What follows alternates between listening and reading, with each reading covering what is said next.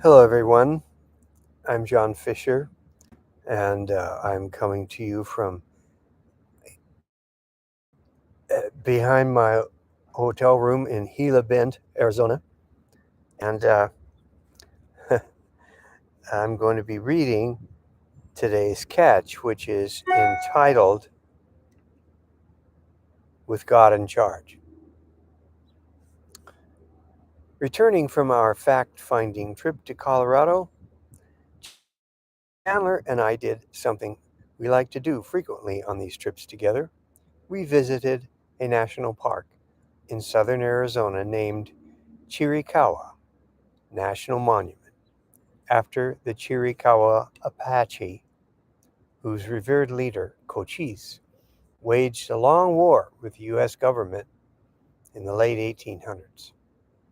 Chandler was excited about this visit for a couple reasons: the beauty and power of the many natural rock formations, and the opportunity to bomb a long hill on his downhill skateboard. It turned out to be a perfect place for it. This park has a 7-mile paved road running through it that was uphill most of the way, and then you turn around at the top and went back down. It was that downhill return Chandler was interested in. I was quite nervous about this. The road back had some pretty steep sections, and I worried about him not being able to stop.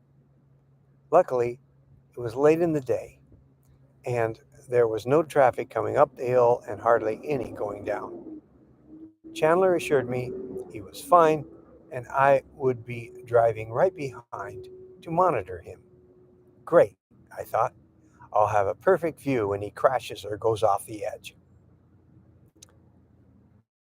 There is a circular turnaround at the top, and as soon as he got his skateboard out, Chandler took off to warm up. He didn't come back around for a while. I started to wonder, did he start down without me? So I drove around the circle twice. No Chandler.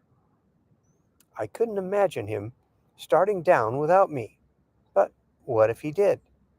And was hoping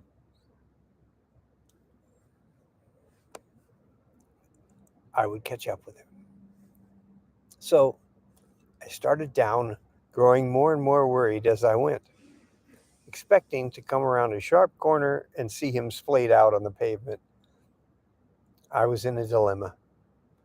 If he's in front of me and I go back, he'll get even further away from me.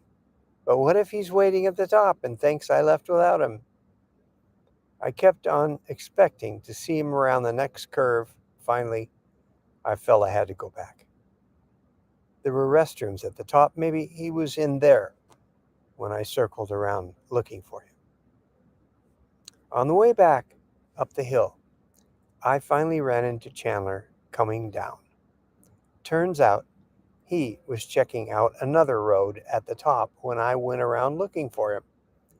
He had waited as long as he could and then figured I had gone on without him. So we met in the middle, and Chandler finally got his trip down the mountain. At least he went until his legs were getting shaky. He knew when to quit. Looking back on this experience, I realized two things didn't serve me well. One, worry. Two, expecting the worst. Worry only makes you uptight and unable to think creatively. Worry also leaves God out of it. God and worry don't mix well. God is either in control or he is not. Expecting the worst also doesn't help with one's blood pressure or with thinking of creative solutions. God is not the author of the worst, and even if he lets the worst happen, there will be provision. God in charge changes everything. If you're worrying or expecting the worst, you need to remember God is in charge. This is John Fisher for the catch of the day.